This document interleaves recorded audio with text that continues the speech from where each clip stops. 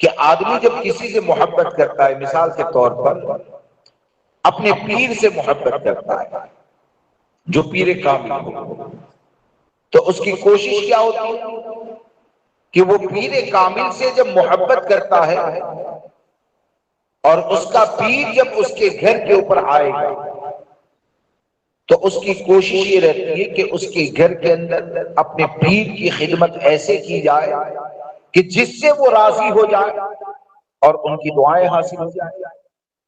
اور یہ ہونا چاہیے۔ ایسا ہوتا ہے کہ نہیں کہ کوئی شخصیت اگر ہمارے یہاں آئے اور پیر کامل ہے یا عالم حق، علماء حق میں سے ہے، اور ان کے بارے میں مشہور ہو کہ حضرت کو فلاں بات پسند ہے یا فلاں چیز پسند ہے، تو ہر ایک کوشش کیا کرتا ہے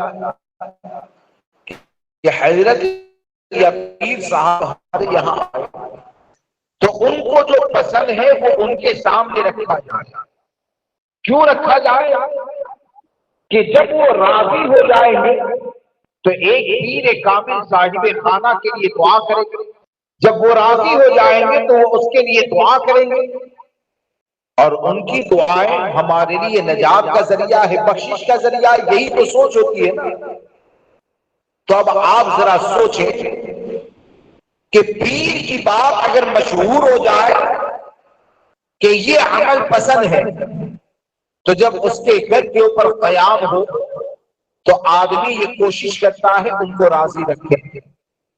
تو یہ جتنے بھی اولیاء کرام ہیں اور بالخصوص حضرت سید مقبول احمد قادری رحمت اللہ تعالی علیہ کہ آپ کی جو ذات ہے نا، اور میں نے جہاں تک آپ کی ذات کو پڑھا، آپ کی تعریف کے حوالے سے سنا اور اس علاقے کو ایک بار دیکھا تو مجھے یہ سمجھ میں آیا کہ حضرت مقبول احمد قادری رحمت اللہ تعالی علیہ ان کی پوری زندگی اس بات کے اوپر گواہ ہے کہ انہوں نے اپنی رضا کے بارے میں کہ حضرت مقبول احمد قادری راضی کیسے ہوں گے، تو انہوں نے اپنی رضا کے بارے میں پوری زندگی دیوبندیت وہابیت کا رد کیا، پوری زندگی باطل فرقوں کا رد کیا، پوری زندگی باطل فرقوں کا بائیکاٹ کیا، اور پوری زندگی باطل فرقوں کا بائیکاٹ کر کے جو بھی آپ کا ذکر کرنے والا ہے، جو بھی آپ سے محبت کرنے والا ہے، جو بھی آپ کے نام کے اوپر محفل رکھنے والا ہے، ان سب کو حضرت مقبول احمد قادری کا ایک ہی پیغام ہے کہ اگر واقعی میں اس ولی کامل سے فیض کو حاصل کرنا ہے تو حضرت مقبول قادری کا فیضان یہ محل کے اندر تلاش نہ کرے، مال کے اندر تلاش نہ کرے، بلکہ ان کے فیضان کو تلاش کرنا ہے تو ہر سنی کو چاہیے کہ عرس مقبولی منائے، لیکن ایسے انداز میں منائے کہ عرس مقبولی منانے والا دنیا کے کسی بھی کونے میں رہے، اس کا عمل یہ ہو کہ انہیں جانا، انہیں مانا، نہ رکھا غیر سے کام، للہ الحمد میں دنیا سے مسلمان ہوں۔ اگر اس انداز میں حضرت مقبول احمد قادری سے محبت کرو گے تو انہوں نے اپنی محبت کا پتہ بتا دیا، انہوں نے اپنی محبت کا راستہ اپنی زندگی بھر کی کوششوں سے بتا دیا کہ یہ فکر رضا کے ایسے ترجمان ہیں کہ جنہوں نے اپنی زندگی کو گزارا، ہر تکلیف کو برداشت کیا، لیکن ان کا مشن یہی رہا کہ یا رسول اللہ دہر میں سما تمہارے لیے، بدر میں ہی جان تمہارے لیے، ہم آئے یہاں تمہارے لیے، اٹھے بھی وہاں تمہارے لیے۔ تو ہم کو یہ چاہیے کہ حضرت مقبول احمد قادری رحمت اللہ تعالی علیہ اور آپ نے عقائد کے بارے میں یہ سختی کیوں اختیار کرنا؟ کیونکہ عقیدہ یہ بنیاد ہے، عقیدہ یہ بنیاد ہے۔ میں آپ سے ایک بات عرض کروں کہ دیکھیے قادر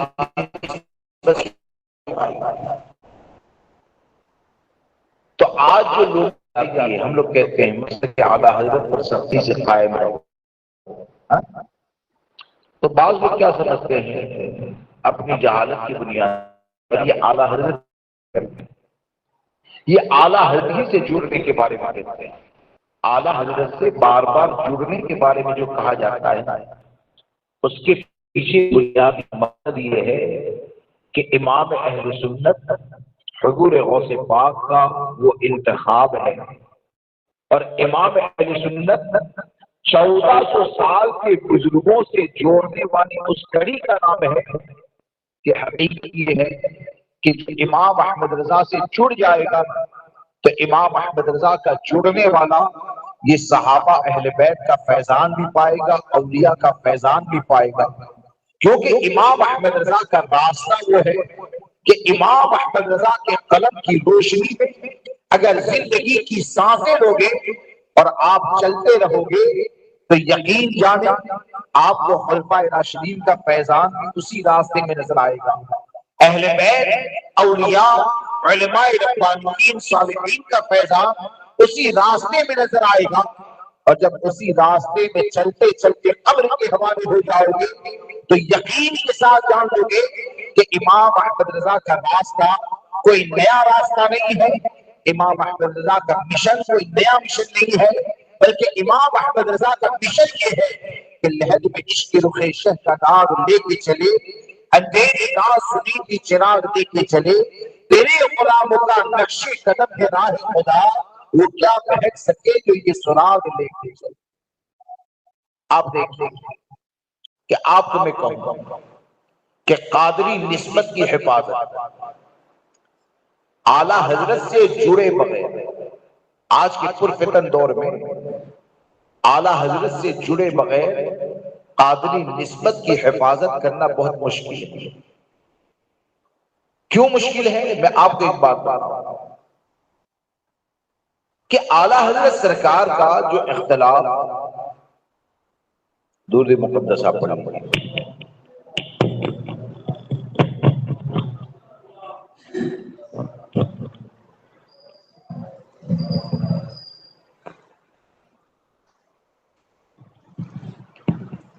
اللہ رب محمد صلی اللہ علیہ وسلم نحن عباد محمد صلی اللہ علیہ وسلم وعلى آلہ وآلہ وسلم۔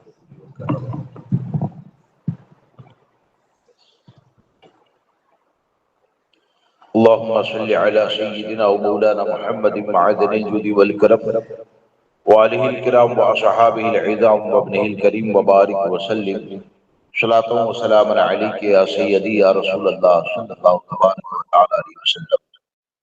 اس کی وجہ کیا ہے جانتے ہیں؟ امام اہل سنت کی جو زندگی گزری ہے وہ اپنے نفس کے لیے نہیں بلکہ رضائے مصطفیٰ کے خاطر گزری۔ اعلیٰ حضرت سرکار نے جو دیوبندی اور وہابی جماعت سے اختلاف کیا، اختلاف کی وجہ کیا ہے؟ انہوں نے معاذ اللہ رب العالمین نبی اکرم صلی اللہ تبارک و تعالی علیہ وسلم کے حوالے سے دیوبندی وہابی جماعت نے یہ عقیدہ دیا کہ کوئی اگر علم غیب مصطفیٰ کو مانتا ہے یا کوئی یہ کہتا ہے کہ انبیاء کرام بالخصوص امام الانبیاء صلی اللہ تعالی علیہ وسلم اللہ کی عطا سے دلوں کے حالات کو جانتے ہیں، کہتے ہیں تب بھی آدمی مشرک ہو جائے گا۔ کیا کہا؟ تب بھی آدمی مشرک ہو جائے گا۔ یہ دیوبندی وہابی کا عقیدہ ہے۔ دوستو حقیقت یہ ہے کہ دیوبندی وہابی یہ وہ بدبخت جماعت ہے کہ جو 1400 سال کی امت کو کافر و مشرک کہتے ہیں۔ 1400 سال کی امت کو، حضور کی پوری امت کو کافر و مشرک کہتی ہے۔ حقیقت میں مسلک امام احمد رضا جو ہے وہ کوئی نیا مسلک نہیں ہے، بلکہ 1400 سال کے بزرگوں کے راستے کو پہچان کے لیے مسلک اعلیٰ حضرت کہا جاتا ہے۔ کوئی اگر امام اہل سنت سے کٹ جائے تو کیا غوث اعظم کا دامن سلامت رہ سکتا ہے اس کے حال میں؟ غوث اعظم کی نسبت کی حفاظت، قادری نسبت کی حفاظت کیسے ہوگی کہ آپ دیکھیں کہ حضور غوث پاک رضی اللہ تبارک و تعالیٰ، اور یاد رکھ کر چلیں کہ غوث پاک رضی اللہ تعالیٰ جتنے بھی اولیاء کرام ہیں، تمام اولیاء کرام کے سردار یہ حضور غوث اعظم ہیں۔ اور شیخ عبدالحق محدث دہلوی تو یہاں تک فرماتے جو بہت بڑے اللہ کے ولی ہیں، ہماری حیثیت کیا، وہ یہاں تک فرماتے ہیں کہ جو ولی اپنے آپ کو غوث اعظم کے قدموں تلے جتنا پامال کرتا ہے، اللہ اسے اتنا ہی مرتبہ عطا فرماتا ہے۔ یعنی اولیاء کرام یہ کہتے ہیں، آپ ذرا سوچیں کہ غوث اعظم کا مقام اور مرتبہ کتنا بلند ہوگا کہ امام احمد رضا جو مجدد اعظم ہے، وہ حضور کی بارگاہ میں اگر کسی کا وسیلہ پیش کرتے ہیں تو کیا عرض کرتے ہیں؟ تیری سرکار میں لاتا ہے رضا اس کو شفیع جو میرا غوث ہے اور لاڈلا بیٹا تیرا۔ آپ ذرا سوچیں کہ غوث اعظم کا مقام اور مرتبہ یہ کتنا بلند و بالا ہوگا کہ اعلیٰ حضرت سرکار کیا فرماتے ہیں پتہ ہے؟ غوث پاک کی بارگاہ میں کیا عرض کرتے ہیں؟ بھرت والے تیرا جھالا تو جھالا، تیرا چھیٹا میرا غاصب ہے آپ۔ یعنی آپ یہ تصور دیتے ہیں کہ غوث پاک کی بارگاہ مبارکہ ہے کہ ان کے فیضان کرم کا ایک چھیٹا بھی اگر کسی کو مل جائے تو پانی جو ہوتا ہے وہ ظاہر کے میل کو دور کرتا ہے، اور غوث اعظم کی بارگاہ کا ایک چھیٹا اگر مل جائے تو اس کا ظاہر بھی پاک ہو جاتا ہے، اس کا باطن بھی پاک ہو جاتا ہے۔ آپ ذرا سوچیں کہ غوث اعظم کی بارگاہ کون ایسی بارگاہ ہوگی کہ اعلیٰ حضرت دنیا میں دنیا ہے، قبر میں جانے سے پہلے بھی یہ تمنا کرتے ہیں اور عرض کرتے ہیں، یہ بھی عرض کرتے ہیں کہ رضا کا خاتمہ بالخیر ہوگا، تیری رحمت اگر شامل ہے یا غوث، تیری رحمت اگر شامل ہے یا غوث۔ اب غوث اعظم رضی اللہ تبارک و تعالیٰ نے جو عقیدہ دیا، کیونکہ ہم یہ دیکھتے ہیں کہ بہت سے لوگ ایسے ہوتے ہیں کہ جو لنگر تو بنائیں گے غوث پاک، لیکن دیوبندی کے پیچھے نماز پڑھ لیں گے، وہابی کے پیچھے نماز پڑھ لیں گے، لنگر تو بنائیں گے غوث پاک، لیکن معاملہ کیا ہوتا ہے؟ بد مذہبوں کے لیے کھانے کا انتظام بھی ہوا کرتا ہے۔ آپ سوچئے کہ غوث پاک کا عقیدہ کیا ہے؟ سرکار بغداد نے کون سا عقیدہ عطا فرمایا؟ آج دیوبندی وہابی کیا کہتا ہے؟ معاذ اللہ ہمارے آقا صلی اللہ علیہ وسلم کے حوالے سے تقویت الایمان میں لکھا کہ جس کا نام محمد یا علی ہوتا ہے وہ کسی چیز کا مالک و مختار نہیں ہوتا۔ یعنی ہمارے آقا کا اختیار کا انکار کیا۔ اب حضور غوث پاک رضی اللہ تبارک و تعالیٰ کی حیات کو آپ دیکھیں گے تو بڑے بڑے اولیاء کرام نے جو اپنی کتابوں میں واقعہ لکھا، وہ واقعہ کیا ہے کہ سرکار غوث اعظم خطاب نہیں فرماتے۔ ایک مرتبہ ہمارے آقا صلی اللہ تبارک و تعالیٰ علیہ وسلم پاک میں تشریف لائے اور آپ نے فرمایا شہزادے بیان نہیں کرتے؟ عرض کرتے یا رسول اللہ بغداد میں تو بڑے بڑے فصیح و بلیغ عربی بولنے والے ہیں، میں خطاب کروں تو کیسے کروں؟ تو ہمارے آقا صلی اللہ تعالیٰ علیہ وسلم نے 7 مرتبہ اپنا لعاب دہن غوث پاک کی منہ میں داخل فرمایا۔ وہابی کا عقیدہ کیا؟ جس کا نام محمد یا علی ہوتا ہے وہ کسی چیز کا مالک و مختار نہیں ہوتا، اختیار کا انکار۔ اب یہاں پر غوث پاک کے منہ میں 7 مرتبہ لعاب دہن ہمارے آقا نے داخل فرمایا اور 6 مرتبہ لعاب دہن مولا کائنات نے داخل فرمایا۔ 6 مرتبہ لعاب دہن مولا کائنات حضرت علی کرم اللہ تعالیٰ عنہ کریم نے داخل فرمایا۔ اس خواب کے ذریعے کئی عقیدے ثابت ہو جاتے ہیں۔ وہ عقیدے کیا ہے کہ آپ دیکھتے ہیں غوث پاک رضی اللہ تبارک و تعالیٰ بغداد میں رہ کر خطاب نہیں کرتے تھے، یہ ہمارے آقا اپنی قبر انور میں بھی جانتے ہیں۔ میری بات سمجھ رہے ہیں؟ یہ علم غیب ہے کہ نہیں؟ یہ علم غیب ہے کہ نہیں؟ پھر یہ کہ امام الانبیاء کو جانتے ہی ہیں، امام الانبیاء نے جسے باب العلم بنایا یعنی مولا کائنات، انہوں نے جب 7 مرتبہ 6 مرتبہ دعا میں داخل کیا تو غوث پاک نے عرض کیا کہ جد افضل کہ 6 مرتبہ کیوں؟ تو وہ کہتے ہیں کہ نبی اکرم صلی اللہ تعالی علیہ وسلم کا ادب کرتے ہیں کہ حضور نے 7 مرتبہ لعاب دہن داخل کیا تو ادب کرتے ہوئے 6 مرتبہ میرا لعاب تمہارے منہ میں آتا ہے، یعنی حضور نے جو کیا وہ لعاب دہن داخل ہوا تو آپ ذرا سوچیں غوث اعظم کی خطابت کا اندازہ کیا تھا؟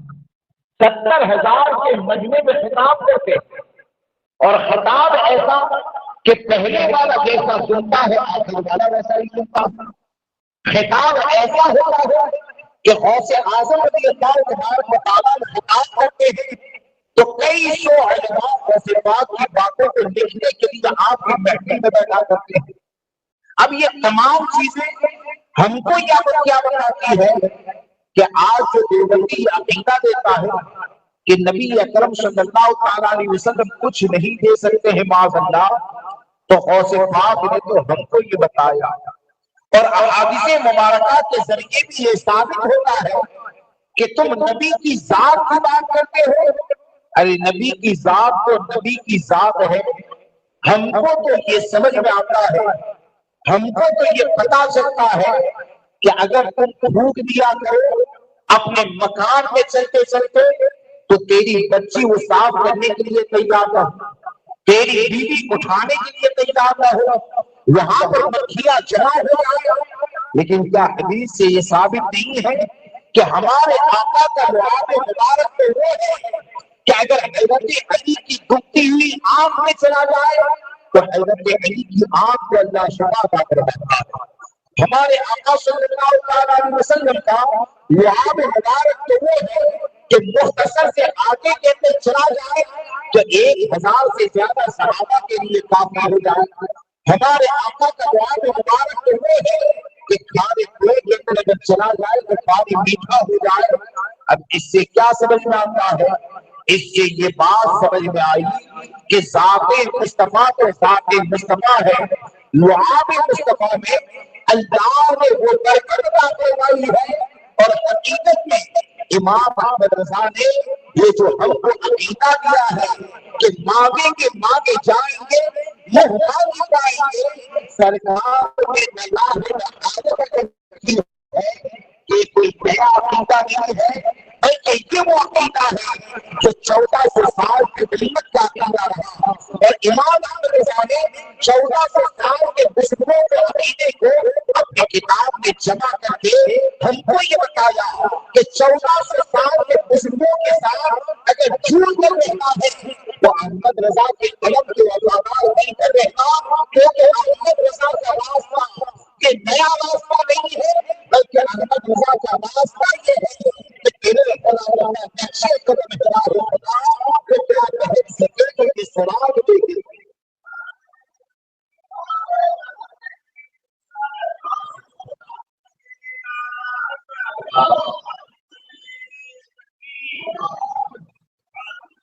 ایک بات عرض کرتے مدد کی بات آئی تو میرے ذہن میں ایک بات آئی وہ عرض کرتے کہ دیوبندی وہابی سے اگر سمجھ لیں تو آسان انداز میں دیوبندی وہابی سے بحث کریں نا تو ان کا معاملہ ہے نا وہ کتے کی دم کی طرح ہوتا ہے، سالوں آپ زمین میں گاڑ کے رکھو لیکن رہے گی ٹیڑھی۔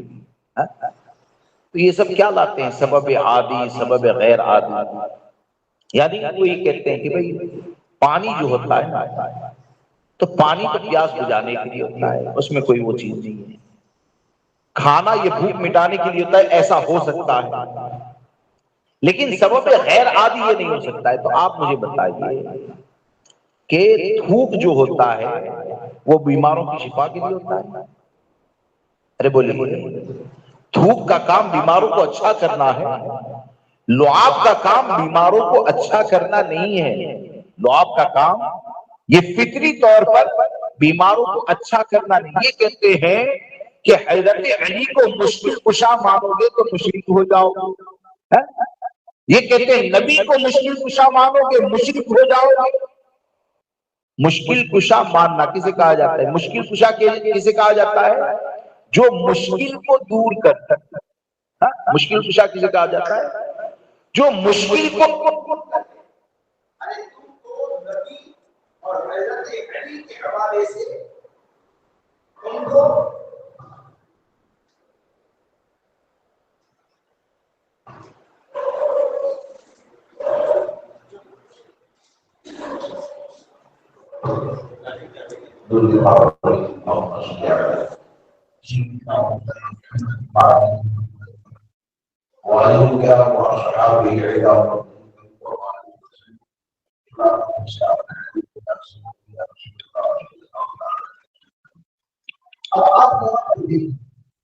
یہاں یہ کہتے ہیں کہ نبی اور حضرت علی کے حوالے سے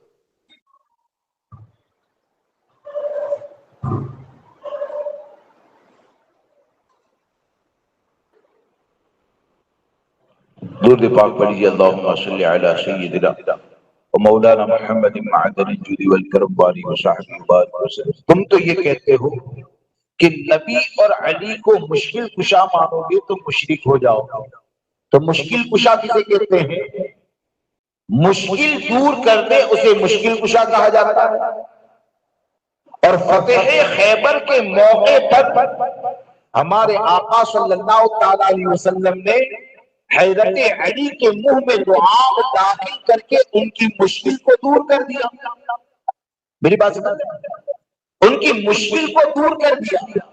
اب جب ان کی مشکل کو دور کر دیا تو ذات مصطفیٰ تو ذات مصطفیٰ ہے. بارگاہ مصطفیٰ سے ہم کو یہ عقیدہ دیا جاتا ہے کہ ہمارا آقا کا لعاب مبارک یہ بھی مشکل کشائی کا کام کیا. اور تم اگر اس کو بھی شرک لیتے ہو تو ذرا سوچو، انبیاء کرام دنیا میں شرک کو مٹانے کے لیے آئے ہیں.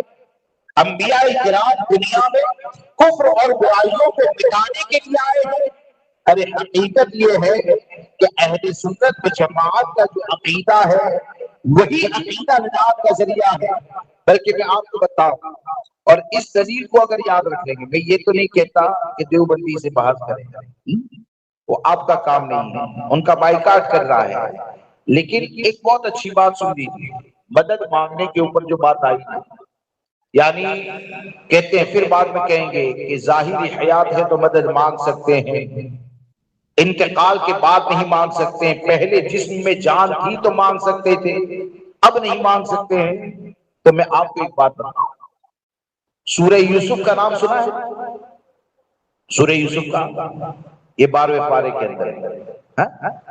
سورہ یوسف کے اندر حضرت یوسف علیہ السلام کے واقعے کو بیان کیا گیا ہے. یہ تو قرآن کی آیت ہے، یہ تو قرآن مقدس میں ہے. وہ جو واقعے کو بیان کیا گیا ہے تو اس میں واقعہ جو بیان کیا گیا تو آپ جانتے ہیں حضرت یوسف علیہ السلام بہت حسین و جمیل تھے. اللہ تبارک و تعالیٰ نے ان کو بہت حسن عطا فرمایا ہے. تو بھائیوں نے حسد کی بنیاد پر آپ کو کنویں میں ڈال دیا تھا. اللہ نے آپ کی حفاظت فرمائی، آپ مصر کے بادشاہ بنتے ہیں.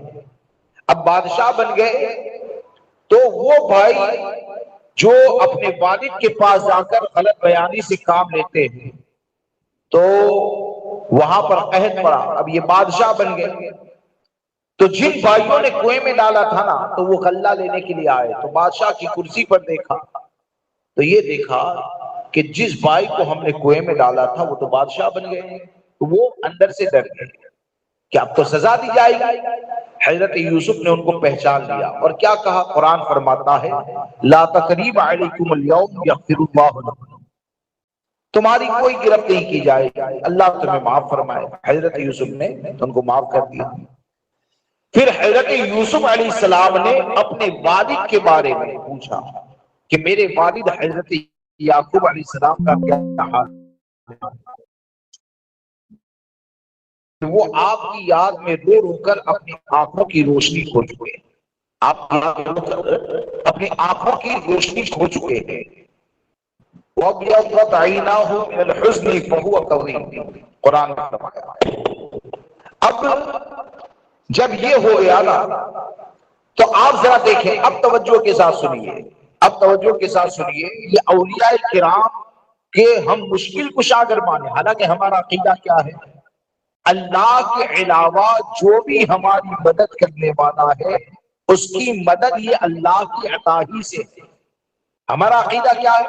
یہ مائک جو ہے نا، مائک، اگر کوئی یہ کہے کہ اس کا میں ذاتی مالک ہوں، اللہ کے دیے بغیر میں مالک ہوں، تو آدمی اسلام سے نکل جائے گا۔ ہمارا عقیدہ کیا ہے؟ یہ زبان ہے لیکن بولے گی کب؟ جب اللہ چاہے۔ کان ہے سنیں گے کب؟ اللہ چاہے۔ پاؤں ہے چلیں گے کب؟ اللہ چاہے۔ تو مخلوق کے پاس جو کچھ ہے وہ اللہ کی عطا سے، وہ اللہ کی عطا سے، یہ ہمارا عقیدہ ہے۔ اب یہاں پر آپ سنیے کہ یہ انبیاء اور اولیاء کے بارے میں سوال کرتے رہتے ہیں، وہ مدد کر سکتے ہیں کہ نہیں کر سکتے؟ قرآن نے کیا عقیدہ دیا کہ جب حضرت یوسف علیہ السلام کو حضرت یعقوب کے بارے میں بتایا تو حضرت یوسف علیہ السلام نے کیا کہا؟ اذهبوا بقمیصی ھذا فالقوه علی وجه ابی یأتی بصیرا، کیا کہا؟ میرے کرتے کو لے جاؤ۔ آپ مجھے بتائیں کرتا کیا غوث ہوتا ہے، قطب ہوتا ہے، ابدال ہوتا ہے، ولی ہوتا ہے؟ کرتا کیا ہے؟ وہ ایک کپڑا ہے۔ کرتا کیا ہے؟ وہ ایک کپڑا ہے۔ نبی کے جسم سے جب تک نہ لگا تھا وہ ایک معمولی کپڑا تھا، لیکن نبی کے جسم سے لگنے کی بنیاد پر، نسبت کی بنیاد پر وہ کپڑا اتنا ممتاز ہو گیا کہ قرآن کے اندر آتا ہے فَلَمَّا أَن جَاءَ الْبَشِيرُ، جب وہ بشارت دینے والا آیا، فَلَمَّا أَن جَاءَ الْبَشِيرُ، جب وہ بشارت دینے والا آیا، أَلْقَاهُ عَلَى وَجْهِهِ فَارْتَدَّ بَصِيرًا، اور ان کے چہرے کے اوپر اس کپڑے کو جب رکھا گیا تو قرآن کہتا ہے فَارْتَدَّ بَصِيرًا، ان کی آنکھیں روشن ہو گئی۔ اب آپ مجھے بتائیں کہ ایک نبی کا کرتا، یعنی یہ بھی تو مشکل کشائی ہے نا، روشنی چلی جانا مشکل ہے، اور جس سے روشنی آ جائے وہ مشکل کشا ہے۔ اب یہاں سے کیا ثابت ہوا کہ جب ایک نبی کا کرتا دوسرے نبی کو فائدہ پہنچا سکتا ہے تو امام الانبیاء کا کرتا امتی کو فائدہ نہیں پہنچا سکتا؟ جب ایک نبی کا کرتا دوسرے نبی کے لیے فائدے کا ذریعہ ہو سکتا ہے تو آقا کریم صلی اللہ تعالی علیہ وسلم کا جو بھی تبرک ہے یا ہمارے آقا جو بھی مدد کرنا چاہے تو یقین جانے ہمارا عقیدہ یہی ہے، اور ہم تو یہی جانتے ہیں کہ ہمارے پاس جو کچھ بھی ہے وہ کیا ہے کہ رب ہے معطی، یہ ہے قاسم، رزق اس کا کھلاتے یہ ہے، ٹھنڈا ٹھنڈا میٹھا میٹھا پیتے ہم ہے پلاتے یہ ہے۔ تو اعلیٰ حضرت نے جو عقیدہ دیا وہ کتاب و سنت کا عقیدہ ہے۔ آپ آئیے، اصل میں بات کرتے کرتے میں آگے نکل گیا، اب آئیے غوث پاک کی بارگاہ میں نسبت قادری کی حفاظت کیسے رہے گی؟ کہ ان لوگوں نے تو کہہ دیا کہ اگر تم نے یہ مان لیا کہ نبی دل کے حالات کو جانتا ہے تو مشرک ہو جاؤ۔ غوث پاک کا معاملہ کیا ہے جانتے ہیں؟ یہ بڑے بڑے اکابر اولیاء کرام نے لکھا ہے، آپ نے سنا ہوگا، میں نتیجہ آپ کے سامنے بیان کرنا چاہتا ہوں۔ وہ نتیجہ کیا ہے کہ سرکار غوث پاک جب گھر سے باہر نکلتے تھے تو ہزاروں لوگ آپ سے ملنے کے لیے آ جاتے تھے۔ ایک بار جمعہ کی نماز کے لیے نکلے، دیکھا کہ کوئی ملنے کے لیے نہیں آ رہا ہے، تو آپ کے ساتھ جو آپ کے خادم تھے ابھی دل کے اندر سوچ رہے، ابھی دل کے اندر سوچ رہے کہ پتہ نہیں آج کیا معاملہ ہے، کوئی ملنے کے لیے نہیں آ رہا۔ ابھی دل کے اندر سوچا، کہا نہیں، دل کے اندر ابھی سوچا اور دیکھا کہ چاروں طرف سے ہزاروں لوگ ملنے کے لیے آ گئے۔ اب ملنے کے لیے اتنے زیادہ لوگ آ گئے کہ حضور غوث پاک اور خادم کے درمیان بظاہر فاصلہ ہو گیا۔ بھیڑ زیادہ ہو تو فاصلہ بھی ہو جاتا ہے، تو وہ اپنے دل کے اندر پھر سوچنے لگے کہ اس سے اچھا تو پہلے والا حال ہی تھا نا، کہ کم سے کم حضرت کے ساتھ میں چلتا تھا، اب اتنی بھیڑ جمع ہو گئی کہ میں حضرت سے دور ہو گیا۔ دوبارہ بھی دل کے اندر بھی سوچ رہے ہیں کہ غوث پاک ان کی طرف دیکھ کر مسکرائے، اور مسکرا کر فرمایا کہ یہ بھیڑ کی تمنا تمہیں نے تو کی تھی۔ کیا فرمایا؟ یہ بھیڑ کی تمنا تمہیں نے تو کی تھی۔ پھر آپ نے تحدیث نعمت کے طور پر فرمایا سنو، رب تبارک و تعالیٰ نے لوگوں کے دلوں کو عبد القادر کے قبضے میں دے دیا ہے، لوگوں کے دلوں کو عبد القادر کے قبضے میں دے دیا ہے۔ عبد القادر جب چاہے کھینچ لیتا ہے، جب چاہے پھیر دیتا ہے، جب چاہے کھینچ لیتا ہے، جب چاہے پھیر دیتا ہے۔ آپ یہاں پر سوچئے کہ دل کے اندر مرید نے سوچا اور غوث اعظم نے جان لیا، اور دیوبندی یہ کہتا ہے کہ ایسا عقیدہ رکھو گے تو مشرک ہو جاؤ گے۔ تو آپ ذرا سوچیں، یہ دیوبندی صرف تجھے اور مجھے مشرک نہیں کہتا ہے، بلکہ غوث اعظم کو مشرک کہتا ہے۔ اور جب غوث اعظم کو مشرک کہے تو حقیقت میں سچا جو قادری ہوگا، اس قادری کا معاملہ تو یہی ہونا چاہیے کہ نبی سے جو ہو بے آنا اسے دل سے جدا کر دے، بدر ماکر برادر ماں ہو جا سب ان پر فدا کر دے۔ یہ سچے قادری کی علامت ہے۔ اب یہاں پر آپ دیکھو کہ غوث اعظم جو ولیوں کے سردار ہیں، جب انہوں نے مرید کے دل کے حال کو بغیر بتائے جان لیا، مرید کے دل کے حال کو بغیر بتائے جان لیا، تو جو نبیوں کے سردار ہیں، جو امام الانبیاء ہے، تو وہ اگر ہمارے دلوں کے حالات کو جانتے تو کون سے تعجب کی بات ہے۔ اور غوث اعظم کا جو عقیدہ تھا نا، اسی عقیدے کی ترجمانی کرتے ہوئے امام احمد رضا فرماتے ہیں کہ آپ فرماتے ہیں کہ فریاد امتی جو کرے حال زار میں، ممکن نہیں کہ خیر بشر کو خبر نہ ہو۔ اب آپ مجھے دوست بتاؤ کہ یہ دیوبندی کا جو حملہ ہے، یہ وہابی کا جو حملہ ہے، وہ حملہ غوث اعظم کے عقیدے پر حملہ ہے۔ دیوبندی وہابی کی پوری کوشش جو ہے وہ نسبت قادری کو مٹانے کی کوشش ہے۔ تو آپ مجھے بتائیں کہ ہندوستان کی سرزمین کے اوپر قادری نسبت کو جب مٹانے کی کوشش کی گئی تو نسبت قادریت کے اوپر پہرا دینے والا کون ہے؟ اسی پہرا دینے والے کو امام احمد رضا کہا جاتا ہے۔ تجھ سے در سے سگ، سگ سے ہے مجھ کو نسبت، میری گردن میں بھی ہے دور کا دورہ تیرا۔ اس نشانی کے جو سگ ہے نہیں مارے جاتے، ہند میں دن کے بھی دیتا رہو پہرا تیرا۔ یہ کس کا مجاز تھا؟ یہ امام احمد رضا کا مجاز تھا۔ تو دوستو، نسبت قادری کو اگر محفوظ رکھنا چاہتے ہیں تو یقین جانے غوث اعظم کے عقیدے پر، غریب نواز کے عقیدے پر، 1400 سال کی امت کے عقیدے پر اگر حملہ کرنے والی ذات ہے تو دیوبندی وہابی کی ذات ہے، اور 1400 سال کے امت کے عقیدے کو ہمارے دل کے اندر جمانے والی ذات ہے تو وہ امام احمد رضا کی ذات ہے۔ اور ہم کو یہی کہا فکر رضا یہ نیا راستہ نہیں ہے، بلکہ فکر رضا 1400 سال کے بزرگوں میں جہاں بھی تلاش کرو گے تو آپ کو یہی کہنا پڑے گا کہ فکر رضا یہی ہے۔ تیرے خدا ہو کا نقش قدم ہے راہ خدا، وہ کیا بہت سکے جو یہ سراغ دے کے چلے۔ یہ امام احمد رضا حقیقت میں سرکار غوث پاک کی بہت بڑی عنایت ہے، ہمارے لیے بہت بڑی نعمت ہے۔ اعلیٰ حضرت سے جڑے رہو گے سلامت رہو گے۔ اور کوئی اگر بغض کرے تو میں یہ کہتا ہوں ہزاروں لوگ اعلیٰ حضرت کو نہ مانیں، ان سے ان کے مقام میں کیا فرق پڑنے والا ہے، ان کے مرتبے میں کیا فرق پڑنے والا ہے۔ ہاں، اعلیٰ حضرت کو ہماری ضرورت نہیں ہے، ہمیں اعلیٰ حضرت کی ضرورت ہے۔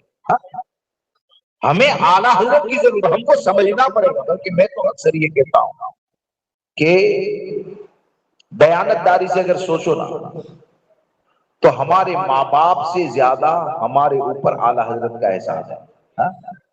ہمارے ماں باپ کے ذریعے یہ وجود ہے، کیا ہے؟ ہمارے ماں باپ کے ذریعے یہ وجود ہے، یہ جسم ہے۔ لیکن یہ جسم جو جنت میں داخل ہونے کے لائق ہوتا ہے وہ عشق مصطفیٰ کی بنیاد پر ہوتا ہے. اور جب اس جسم کے اندر جو دل ہے نا، تو اس دل سے جب عظمت مصطفیٰ کو نکالنے کی کوشش کی گئی تو ہمارے باپ دادا کے دل میں عشق مصطفیٰ پر پہرا دیا ہے تو امام احمد رضا نے دیا ہے. ہمارے دلوں میں صحابہ اہل بیت اور انبیاء اولیاء کی محبت بسا کے رکھا ہے، وہ امام احمد رضا نے بسا کے رکھا ہے. اور ہم کو یہ بتایا کہ اگر مجھ سے جڑے رہو گے تو بڑے سے بڑا فتنہ بھی اگر آئے گا تو میرے قلم کو پڑھ لینا، تو بڑے سے بڑا فتنے کے مقابلے میں تم یہ کہہ پاؤ گے کہ دل کی رضا ہے خجل خوخار بکبار، آگا سے کہہ دو خیر منائی نشر کرے. اس لیے دوست مسلک رضا سے، فکر رضا سے جڑے رہے. آپ غوث پاک رضی اللہ تبارک و تعالیٰ کے عقائد کا اگر جائزہ لیں تو آپ کو یہی نظر آئے گا کہ آج تمام فتنوں سے حفاظت کا ذریعہ یہ امام احمد رضا کی ذات ہے. آپ کے قلم سے، آپ کی تعلیمات سے جڑے رہے. میں آپ کو ایک بات بتاؤں کہ ایسے تو میرے ذہن میں کئی واقعات اور ایسے معتبر جو اکابر اولیاء کرام نے لکھا ہے، ایسے معتبر واقعات. وہ 10 بیوی کی کہانی، 16 سید کی کہانی والی بات نہیں کرتا ہوں. ایسے کئی واقعات. سرکار غوث پاک کی بارگاہ کون سی بارگاہ ہے پتہ ہے؟ سرکار بغداد رضی اللہ تبارک و تعالیٰ نسبت قادری کی حفاظت کہ سرکار بغداد کی بارگاہ وہ بارگاہ ہے کہ جب آپ واضح و نصیحت فرماتے ہیں دلوں کے حالات جاننا تو ایسا کہ 70,000 کے مجمع میں اگر کوئی کسی ارادے سے بیٹھ جائے تو غوث پاک اس کے ارادے کو بھی جان جاتا. ایک بزرگ کے بارے میں میں نے پڑھا، ایک عالم تھے، انہوں نے سوچا سرکار غوث پاک بیان کرتے کرتے عربی میں اشعار بھی پڑھا کرتے، تو انہوں نے یہ سوچا کہ آج تو مجھے یہ دیکھنا ہے، پیچھے بیٹھے تھے 70,000 کے مجمع میں، آج مجھے یہ دیکھنا ہے کہ غوث پاک کتنے اشعار پڑھتے ہیں بیان میں. تو انہوں نے کیا کیا، ایک دھاگا لیا. گنیں گے کیسے؟ بولے کہ دھاگا لیا، بولے کہ جیسے ہی غوث پاک اشعار پڑھیں گے نا میں گرہ لگا دوں گا، گانٹھ لگا دوں گا. اب کیا کیا، ایک شعر پڑھا گیا وہ گانٹھ لگا رہے ہیں، دوسرا پڑھا گانٹھ لگائے، گرہ لگائے، اس طرح لگاتے گئے. اچانک غوث اعظم رضی اللہ تعالیٰ خطبہ دیتے دیتے ارشاد فرماتے اے فلاں، نام کے ساتھ، اے فلاں میں گرہ کھولنے کا کام کرتا ہوں، تم گرہ لگاتے ہو. میں یہاں بیٹھ کر گرہ کھولنے کا کام کرتا ہوں، دل کی صفائی کا کام کرتا ہوں، تم گانٹھ لگاتے ہو، گرہ لگاتے ہو. تو یہ ہمارے غوث اعظم رضی اللہ تبارک و تعالیٰ کی بارگاہ. ارے ایسی بارگاہ، کیسی بارگاہ؟ نبی آئے، رسول آئے، بلکہ خود حضور آئے. آپ کے واعظ کی محفل کا کیا معاملہ؟ اعلیٰ حضرت فرماتے ہیں نبی آئے، رسول آئے، بلکہ خود حضور آئے، وہ تیری واعظ کی محفل ہے یا غوث. یعنی انبیاء کرام بھی آپ کی واعظ کی محفل میں تشریف لاتے ہیں. تو آپ کے چہیتے خلیفہ تھے. میری معلومات میں جہاں تک ہے کہ غوث پاک کے سب سے چہیتے خلیفہ حضرت علی بن ہیتی رحمۃ اللہ تعالی علیہ، وہ سب سے پہلے سے ممبر شریف کے پاس بیٹھا کر ایک مرتبہ کیا ہوا، ایک مرتبہ یہ ہوا اور غوث پاک کی بارگاہ میں لوگ بڑے ادب سے بیٹھا کرتے تھے، ہلنا چلنا نہیں، ادھر ادھر نہیں ہونا، کچھ بھی نہیں ہونا. تو ایک مرتبہ ایسا ہوا کہ حضرت علی بن ہیتی رحمۃ اللہ تعالی علیہ غوث پاک کے پاس ایسے ممبر شریف کے پاس ہی بیٹھے ہیں، ان کی آنکھ لگ گئی. آنکھ لگ گئی تو تھوڑی دیر آنکھ لگی، آنکھ کھلی تو حضرت علی بن ہیتی رحمۃ اللہ علیہ یہ دیکھتے ہیں کہ غوث پاک ادب باندھ کے کھڑے ہیں. مجمع بھی کھڑا ہے، کیوں غوث اعظم کھڑے ہوں گے تو بیٹھے گا کون؟ سب کھڑے ہی ہو جائیں گے. تو سب کھڑے ہیں. تو ایک تو شرمندگی تھی کہ حضرت کی محفل میں سو گئے، اور خوشی یہ تھی کہ جیسے ہی آنکھ لگی حضور کا دیدار کیا. جیسے ہی آنکھ لگی سرکار صلی اللہ تعالیٰ علیہ وسلم کا دیدار کیا. حضرت علی بن ہیتی کہتے ہیں حضور معذرت چاہتا ہوں، لیکن جیسے ہی آنکھ لگ گئی تو آپ کے نانا جان کا دیدار ہوا. تو غوث پاک نے کیا فرمایا پتہ ہے؟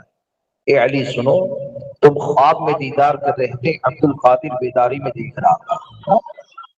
تم خواب میں دیکھ رہے تھے، عبد القادر بیداری میں دیکھ رہا تھا. اب آپ نے بتایا کہ غوث اعظم کہتے ہیں میں بیداری میں دیکھ رہا تھا، اس کا مطلب یہ کہ ہمارے آقا جسم و جسمانیات کے ساتھ تشریف لائے، ہمارے آقا جسم و جسمانیات کے ساتھ تشریف لائے۔ اب آپ مجھے بتائیں کہ غوث اعظم تو یہ کہے کہ میں بیداری میں دیکھ رہا تھا، اور وہاں بھی یہ کہے کہ معاذ اللہ ہمارے آقا بھر کر مٹی میں مل گئے۔ آپ مجھے بتائیں کہ جو لوگ لنگر غوثیہ تو کرتے ہیں اور لنگر غوثیہ میں مذہبوں کو دعوت دیتے ہیں، ان کو یہ سوچنا چاہیے کہ جو غوث اعظم کے عقیدے پر حملہ کرے اسے دیوبندی وہابی کہا جاتا ہے، اور غوث اعظم کے عقیدے کی ترجمانی کرتے ہوئے جو یہ کہے کہ تو زندہ ہے واللہ، تو زندہ ہے واللہ، میری چشم آدم سے چھپ جانے والے اسے احمد رضا کہا جاتا ہے۔ اس لیے دوست نسبتوں کی حفاظت کریں، غوث پاک کی نسبت محفوظ ہوگی، تمام اولیاء کرام کی نسبت محفوظ ہوگی، کیونکہ تمام اولیاء کرام غوث پاک کی بارگاہ میں جو ان کا مقام ہے وہ یہ ہے کہ اعلیٰ حضرت فرماتے ہیں جو ولی قبل ہوئے بعد ہوئے یا ہوں گے سب ادب رکھتے ہیں دل میں میرے شاہد میں، سب کے سب غوث اعظم کا ادب رکھتے ہیں۔ غوث اعظم کے عقیدے سے جڑ جاؤ، تمام لوگ بزرگوں کے عقیدے سے جڑ جاؤ۔ یہاں پر آپ کو ایک بات بتاؤں کہ آخری بات، اپنی بات کو ختم کر دیتا ہوں، باتیں اصل میں کی یاد آ رہی ہے، آخری بات بتا کر ختم کر دوں کہ آپ کے دسترخوان کبھی آپ کے باپ کے گستاخ کو دعوت دی جاتی ہے؟ تمہارے باپ کو کوئی گالی دے تو دسترخوان بچھا ہوگا اس کو ہٹا لیا جائے گا، ہٹا لیں گے نا، برابر۔ اور یہاں پر کیا ہوتا ہے؟ غوث پاک کے نام پر لنگر، اور لنگر میں کون بولے کہ دیوبندی بھی آ کر کھا لے گا، وہاں بھی آ کر بھی کھا لے گا؟ ارے ہم سنی ہیں، غوث پاک کے غلام ہیں، ہمارا مزاج تو یہ ہونا چاہیے کہ صبح میں سوکھی روٹی بھی اگر کھائے تو وہ غوث اعظم کا لنگر ہی ہوتا ہے۔ یہ جو کچھ بھی کھاتے پیتے ہیں سرکاروں کا صدقہ ہی تو ہے، غوث پاک کا لنگر ہی تو ہے۔ تو آپ ذرا سوچیں کہ ہم نے غوث پاک کو کس حد تک جانا، کس حد تک جانا۔ آج تمہارے باپ کو کوئی گالی دے اسے کھلانا پسند نہیں کرتے دوستو، ہمارے سامنے تو کوئی کہہ دے گا ہم کٹر سنی ہے حضرت، لیکن یہ کہ اندھیرے میں جا کر اگر کسی دیوبندی کو گلے لگاؤ، ہم سے کہتے کہ ہم دیوبندی کا بائیکاٹ کرتے ہیں، لیکن یہ کہ غوث پاک کے نام پر لنگر بنا کر دیوبندی کو کھلاؤ گے تو یہ یاد رکھنا چاہیے کہ ہمارے سامنے جو دعویٰ کرتے ہو نا وہ الگ ہے، اور غوث پاک کی طرف نسبت کر دیتے ہو اس میں بڑا فرق ہوتا ہے۔ کیونکہ غوث پاک کون ہے جانتے ہو؟ غوث پاک وہ ہے نظرت الی بلاد اللہ جمعا کخردلۃ علی حکم اتصال، میں اللہ کے تمام شہروں کو ایسے ہی دیکھتا ہوں جیسے کہ کوئی اپنے ہاتھ کی ہتھیلی میں رائے کے دانوں کو دیکھا کرتا ہے۔ آپ سوچو کہ جس کی نگاہ ولایت سے دنیا کے شہر نہیں چھپ پائے تو تمہارے دیگ کی بریانی اگر وہابی کی حلق کے نیچے جائے گی تو چھپ جائے گی، تمہارے دال چاول دیوبندی کے حلق کے نیچے جائیں گے تو چھپ جائیں گے۔ اگر غوث پاک کی بارگاہ میں صحیح معنوں میں خراج عقیدت پیش کرنا ہے تو آپ دوستو اتنا سوچو کہ جب غوث اعظم کی نگاہ یہ ہے کہ دنیا کے تمام شہروں کو غوث پاک دیکھتے ہیں تو غوث پاک کے نانا جان کے حوالے سے دیوبندی وہابی یہ کہے کہ معاذ اللہ نبی یہ پیٹھ کے پیچھے کی خبر سے بے خبر ہے، تو آپ مجھے بتائیں کیا ایسے بدبخت لنگر کے لائق ہوتے ہیں؟ ایسے بدبخت تعلق رکھنے کے لائق ہوتے ہیں؟ رشتہ داری کے لائق ہوتے ہیں؟ ارے حقیقت یہ ہے غوث اعظم نے یہ جو اعلان کیا ہے ان اعلان کے اوپر حملہ کرنے والے کو دیوبندی وہابی کہا جاتا ہے، اور غوث اعظم کا جو عقیدہ تھا اس عقیدے کو جمانے والے کو امام احمد رضا کہا جاتا ہے کہ امام احمد رضا نے غوث اعظم کا عقیدہ ہمارے دلوں میں جمانے کے لیے کہا تو یہی کہا کہ حضور کے بارے میں عقیدہ کیا رکھنا ہے کہ اور کوئی غیب کیا تم سے نیوا ہو بنا، شبن خدا ہی چھپا تم پہ کرو۔ اس لیے دوستو بد مذہبوں کی صحبت سے بچیں، دین و ایمان کی حفاظت کریں، تعلیمات امام احمد رضا سے جڑ کر رہیں، جماعت رضا مصطفیٰ سے جڑیں، اور یہ یاد رکھ کر چلیے کہ کوئی اور تنظیم ہوتی ہے، مثال کے طور پر میں نے کوئی تنظیم قائم کی، اس کے لیے میں دعا کروں گا۔ اور ولی کے بارے میں ہمارا عقیدہ کیا ہے؟ ولی کے بارے میں ہمارا عقیدہ یہ ہے وہ زمین پر رہتا ہے تب بھی فائدہ دیتا ہے، اور زمین کے نیچے آرام فرما ہو تب بھی فائدہ دیتا ہے۔ اور اعلیٰ حضرت یہ ولی نہیں بلکہ ولی گڑھ ہے۔ آپ کی بارگاہ میں رہ کر نہ جانے کتنوں کو اللہ نے ولایت کا مرتبہ عطا فرمایا، آپ ولی گڑھ ہیں۔ اب اعلیٰ حضرت سرکار نے جماعت رضا مصطفیٰ کو قائم کیا، تو جماعت رضا مصطفیٰ کو قائم کیا تو اعلیٰ حضرت نے دعا بھی فرمائی، وہ دعائیں بھی ہیں، اور آج بھی جو یہ سوچ کر اس تنظیم سے جڑا رہے اور یہ سوچے کہ یہ اعلیٰ حضرت کی قائم کردہ تنظیم ہے، تو یہ سمجھ کر اس تنظیم کو مضبوط کرنا ہے، پیغام رضا کو عام کرنا ہے، اور یہ نہیں سوچنا کہ اس سے جڑوں گا تو شہر میں فلاں یہ دے گا فلاں یہ دے گا۔ اس تنظیم کو قائم کیا ہے امام احمد رضا نے، تو کسی سے مت مانگے، امام احمد رضا عطا فرمائیں گے، اور امام احمد رضا جب عطا فرمائیں گے تو انشاءاللہ عز و جل ان کے صدقے میں دین و ایمان کی سلامتی بھی مل جائے گی۔ اللہ تبارک و تعالی جماعت رضا مصطفیٰ کو ترقی عطا فرمائے، ہم سب کو بد مذہبوں کی صحبت سے بچنے کی بچانے کی توفیق عطا فرمائے۔ بولنے میں جانے انجانے اگر کوئی غلطی ہو گئی ہو تو توبہ کرتا ہوں، استغفر اللہ ربی من کل ذنب واتوب الیہ، لا الہ الا اللہ محمد رسول اللہ صلی اللہ تعالی علیہ وسلم۔ السلام علیکم۔